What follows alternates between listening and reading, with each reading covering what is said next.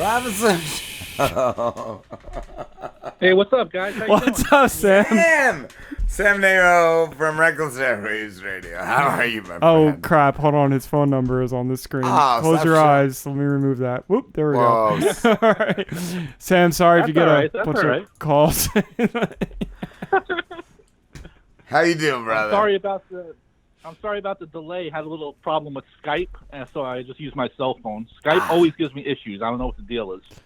I was thinking that today. I did an update on Skype earlier, and I'm like, man, over the years, Skype has been just shit where it's to a point where, like, I don't know if I should update Skype or not. Every update is worse. Yeah. Or it's like a Russian roulette. Like, sometimes it Yeah. can suck, sometimes it can work. There was like a full year where I think I didn't update Skype, and then it was just like, oh yeah, the version you're using isn't gonna work anymore. not And I'm even like, god supported. damn it. It's and the new one sucks. Yeah, it sucks. Yeah, it said I couldn't make the call, so I was like, fuck, man, I gotta get my cell phone, but that's all right. Only lost a few minutes though. Yeah. So guys, what's going on, man? I've been so depressed since I heard the news about this. No more Man. Rob and Slim, or Slim and Rob, as you say. Slim and Yeah, Rob, it's the Slim and Rob Slim show and Rob this show season. is over. Man, it was a hard call to Yeah. make, but it's just been It's been a lot, and as you know, it's a lot of work, and it's just I feel like we've done it all, man. Like, fuck. Yeah.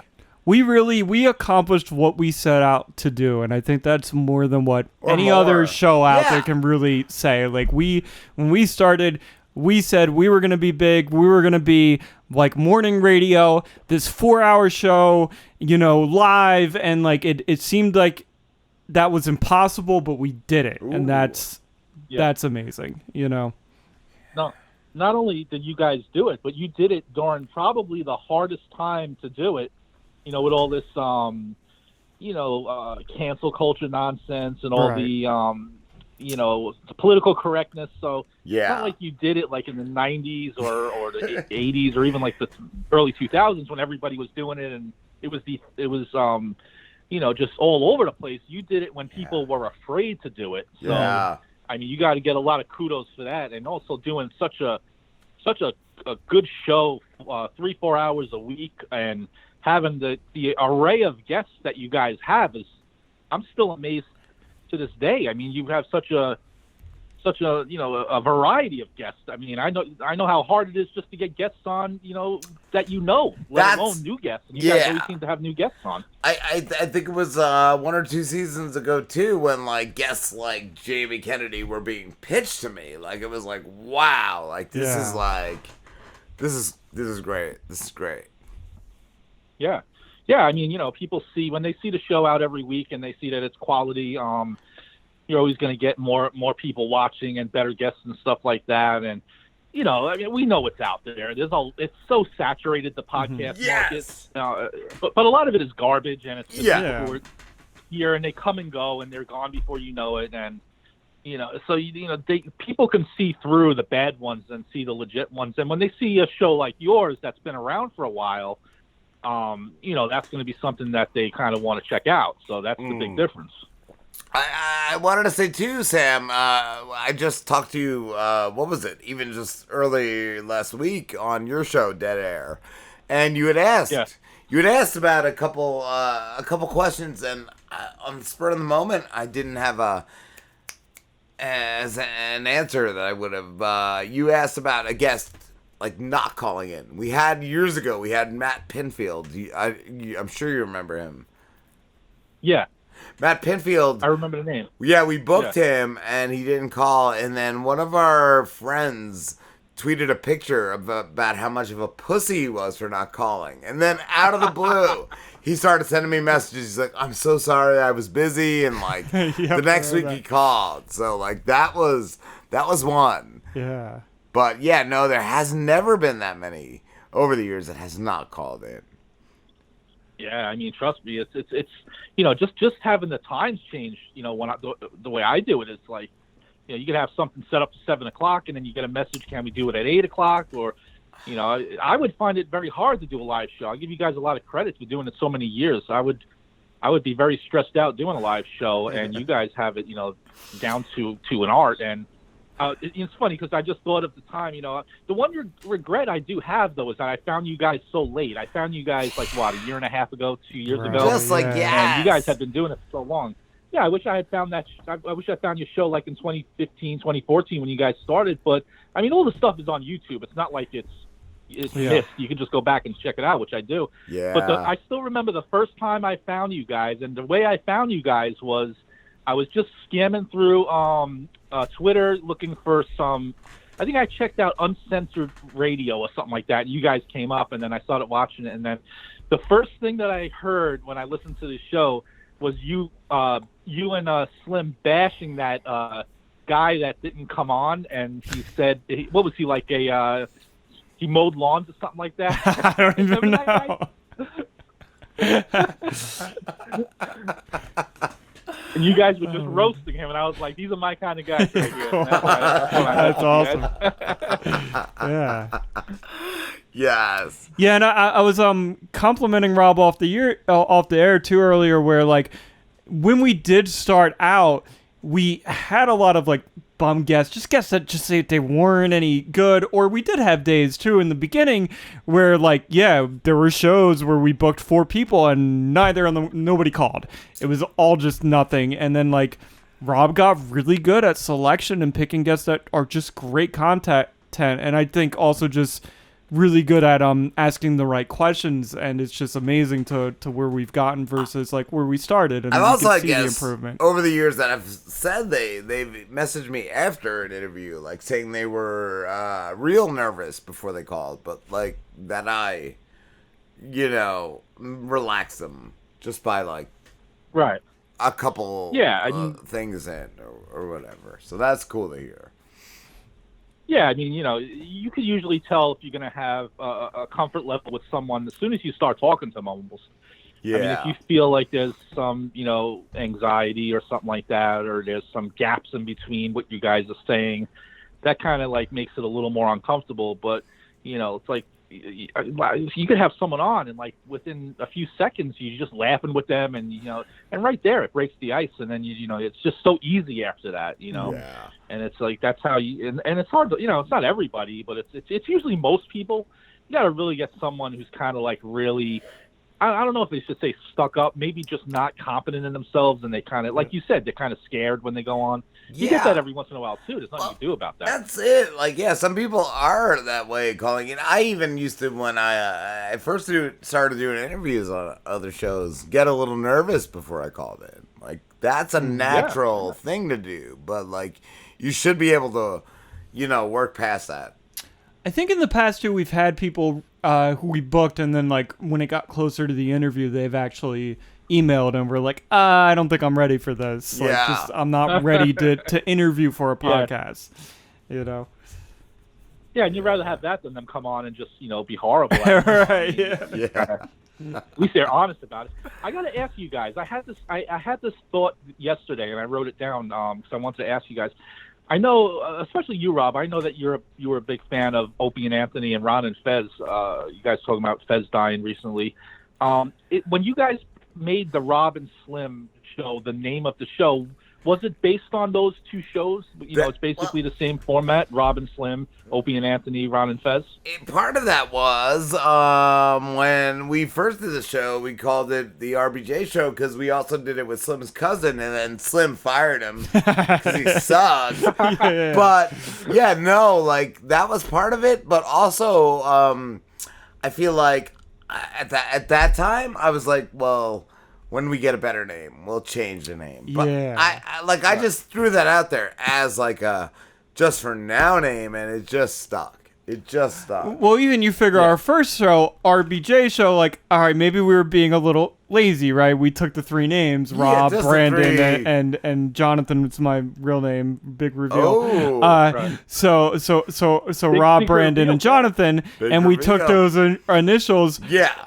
RBJ was like the first name, and so when we started the new show, we were like, well, what do we call it? And then, like Rob said, we were kind of like, well, let's just use our names, Rob and Slim, and then change it eventually. But I think that eventually we did agree that, like, hey, you know, there's like the Opie and Anthony, Howard Stern, you know, Robin Big is a show, or was a show. I think one of the guys passed recently, but Ron and Fez, so it just kind of worked, and yeah. No, it does work. It definitely has. It's a catchy ring to it, and it has worked the whole time. And it's funny. Do you guys ever look back at the, you know, the very first shows that you guys, especially on YouTube, that you have on YouTube, and you just realize how much, you know, improvement happened? Yeah. 'Cause I do that with mine sometimes. Like I go back and I listen to like some of my first interviews that I did in 2013, 2014, and I talked like a lot slower and. You know, almost like I was reading off of a page or something, and you know, and then as you get better at it and more confident, you start to just, you know, it's just like the conversation you're having with your friends, you know. So Sam, I don't know if we had told you, but when we did the RBJ show, our format was, let's collect a bunch of news articles and YouTube videos, and so we did an hour, and we had to take a break like every 5 minutes because we couldn't hold a conversation for more than 5 minutes. So we would do 5 minutes of rapidly covering news articles and watching stupid ass YouTube videos, and then we would take like a 10-minute break, and then we would come back and do another 5 minutes of rapid shitty YouTube videos, and that was like a year of what we did until eventually we, you know, started to move away from that when we started doing guests, and Rob started, you know, kind of coming up with more of a formula of what we do. And we just got better at talking, right? Sounds weird, but like in the beginning, like we couldn't talk for more than 5 minutes, and now we can talk for 20-25 minutes. We could probably even just sit here and talk for an hour with no breaks, but like before we couldn't, you know. Yeah, I mean, and that's what I was saying, like about with confidence and just feeling comfortable doing it. And it only does happen, you know, when you've done it, and it's like practicing like anything else, and then it's just comes so easily. And you know, another thing that I heard you guys saying before in the intro is that you guys never apologized for anything you did. You never regretted anything, and that's another thing that you guys need to get a lot of kudos for, because, you know, you can't do radio show or podcast or whatever and, you know, sit there and watch everything you say. I mean, you don't have to go out there and just insult the world. I'm not looking to hurt someone's feelings, but I am also at the same time not looking to hurt, you know, the show. And if it happens, it happens. Like, that's just comedy. Right. It just happens, man. Right. Like, I remember from this is like, oh my god, I probably like 20 years ago, Opie and Anthony, when they were still on, like saying you can't apologize. Like if you do, you're just gonna be folding to everybody. Right. Yeah. They're gonna expect that every time you say something that somebody doesn't like, and the way it is now, you know, pretty much everything you say, someone's not gonna like. A part of it, so you know, you can't just bow down to everybody, because you might as well just not even do it. Or like, I heard this. I heard you said this 5 years ago. Let's get you fired. Let's get you whatever over this. Like, no, that's 5 years ago. Right? Like, I don't get it. Exactly. Yeah, and I gotta say, you know, another thing that is going to go down in history with this show is, even though it didn't work out in the end, you guys did introduce us to the Slamborghini. I mean, that has to be, you know, recorded. I mean, that's, right. You know, he was there right in the beginning. You know, what was he, Pete the intern, right? He will always exist in someone's heart. There's not a heart. This dent in the wall. That's always gonna be here. He left his mark. Man. Is there any possibility, and I know that you probably thought about this, is there any possibility that the unthinkable happens, and maybe for the last show in June, that Slambo is sitting in that chair for the last one? Probably not, right? No, Probably not. I had this conversation with Rob earlier because I was thinking about it the past couple of days. I'm like, you know, he gave us a lot. I mean, he was my closest friend in high school, and then like after, you know, he left the show, we haven't talked in like years. So and he won't reply to any of my texts, so I'm kind of like, okay, like what's the point of me reaching out to him at this point and thanking him for what he did? Him for like, I was thinking about like thanking him for what he did for us, but like he hasn't replied to any of my texts, he hasn't reached out to me, he just kind of cut us off. So I think that it's not worth bringing him back just for the fact of how he's dealt with this situation. I was thinking a fuck you would be in order. Right. Yeah. Yeah, because we were very close friends again, and this was, he decided he didn't want to be on the show anymore, and then decided, like, well, I'm also going to end our friendship. So. Yeah, that's not right. That's not right.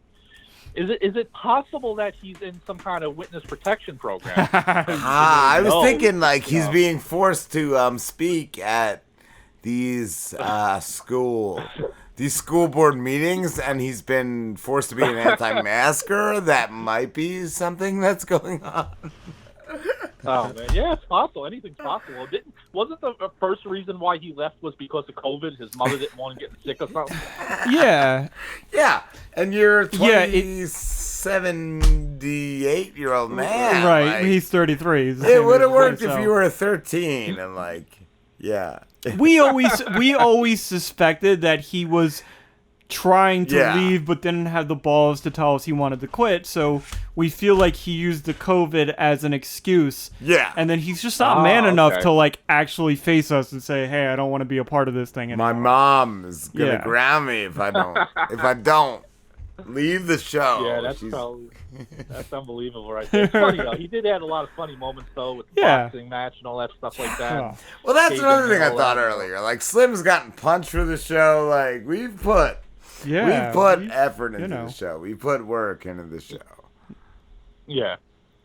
Now, have you guys let Frankie McDonald know about this? No. The show was going away. We were talking about that earlier. Right? We were talking about, like, certain guests, like, we've not breaking the news to Frankie yet. He was telling me, I can't remember which show it was. It was that, what do you call that show? Who's the wild guy? I can't remember his name. Wild Child. Yeah, he's not going to be on with that guy. That guy's just going to be interviewing rock and roll guests or something like that. That guy it was too good. He was like, I got to cut you out of my show, Frankie. This fucking Roger. We might have to just do a show once a year where we just talk to Frankie. Just a Frankie show. It's just going to be an hour of us talking to Frankie. That's all the public gets moving forward. Yeah. It's all Robinson. Not to book the show for you guys, but I do believe that Frankie should be the last guest ever with you guys. Yes. I'm sure you probably thought about, right? Yeah. I believe a long time away, but I believe we have him booked for next week. And I got him booked for next week. I love that he went on your show and told you our first show back was next week, just because it's his first show back. I love it. Well, that's all that counts when Frankie's on, right? Yeah. Yeah, the Rob and Slim show doesn't really begin until Frankie is there. No. So technically, it doesn't start until next week at 9 o'clock. Yeah. 10 p.m. his time. I figure what we could do is when we retire, we can just sell the rights to Rob and Slim to Frankie, and he could just go on by himself every week. We could make Rob and Slim fucking bobbleheads. Frankie can go out and sell them for us. You don't think Frankie should host the Rob and Slim show moving forward by himself? It's just Frankie's show. The Rob and Slim show starring Frankie. So what's going to happen with the Drizz now? Is he going to retire? Is he going to do a solo show? That's what we were wondering. Is he going to go on the world tour with Frankie? Or is he going to blow his brains out? Yeah, I don't know. He just found out today, so he's kind of like he's trying to figure his shit out. But, he's not really sure what to do. I feel like he should do just like Roger to the Wild Child. Yeah, I feel like he should only go on Roger to the Wild Child. But and I'm gonna get real with you guys for a second here. That the Drizz has become such a character inside of me that it's bigger than us. Yeah, he's so bigger than us that it is weird ending the show. And I did think about that when we decided to end the show. I'm like, man, what happens to the Drizz? Is he just gone forever? And letting go of that character is weird, and it's not an easy thing to know that. I've had this thing that I've built over years, and he's just going to disappear and not exist anymore, or just maybe this is what happens when I go senile. He just becomes me, and that's. But yeah, Sam, I don't know if you do any characters, but if you develop a character for so long over the years, it becomes, something of its own. Right. Absolutely. That's going to be hard. You're going to find yourself doing that voice like when you're at work. Yeah. A couple of months after the show and stuff like that. You're going to miss doing it. Yeah, no, definitely. So have you guys thought about, not necessarily even talk to each other about, but have you guys both thought about 6 months after you end the show that you're going to miss it? I know you guys said you're going to do reunion shows and stuff like that, but you've done it for so long. It's almost like you're not addicted to it, but you're programmed to do it. Maybe that's the best way to put it. You guys thought about that? You're going to miss doing it, right? Yeah. Definitely. I brought that up to Rob earlier, where it's like this has been such a big thing, a part of our lives for 8 years, and then it's just going to stop. And it's as much as that's depressing and it sucks, but it's also like needs to happen at this point where we are in our lives. And it's definitely going to be hard. It's not, it's ending on our own terms, but like, I guess if our situations were different, or if things, maybe if we decided, I don't know how to explain it, but like where this show is. If Sam Namo wanted to pass $100,000 a week. We would keep doing it. But also I think what it comes down to is where this show is. I think we took it as far as it could go. I don't think we are personally getting as much out of it anymore, and I don't think that we can really evolve it any further. Same.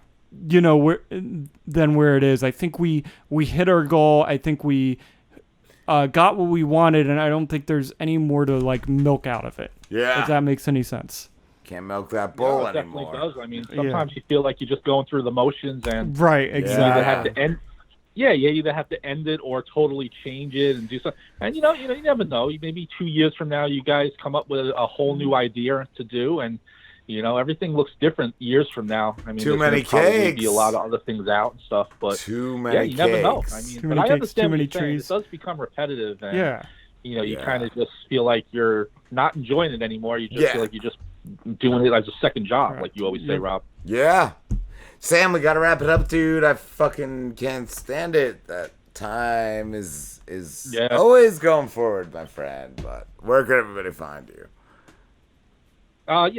Just put in Reckless Airwaves Radio on Google, and it comes right up. All the Twitter will come up, and Facebook, and recklessairwaves.com is the website. That pretty much gets you everywhere. All the shows and stuff that I do, and I'm sure that I'll talk to you guys one more time at least before you guys go for good. But it was the pleasure having you guys on the site, and you're going to be on the site until next June, so that's a long time. But that's you guys you guys are the realest show out there. As far as still doing some real comedy radio that's similar to morning radio, and definitely going to miss you guys when you're gone. That's for sure.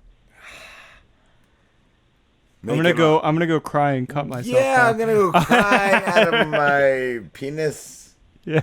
Hey, that will be I'll just end it with this. That will be the second time that I made someone cry on a radio show. Earlier this week, I had this girl Kayla who comes on with me now, and it was her birthday coming up, and I had Fred the Elephant Boy, speech impediment man, my friend John Corrigan, who does the wrestling show on the site. I had Frankie McDonald all do happy birthday things for her and welcome to Reckless Airwaves, and she actually she did cry a little bit. And now Slim and Rob are crying. I mean, that's that might have passed Taylor crying. I think.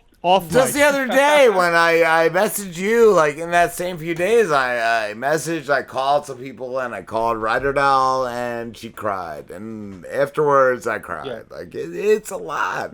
Yeah. It's a lot. Yeah, it is. It's you put a lot of your life into it, and but you succeeded, so you got to look at it that way.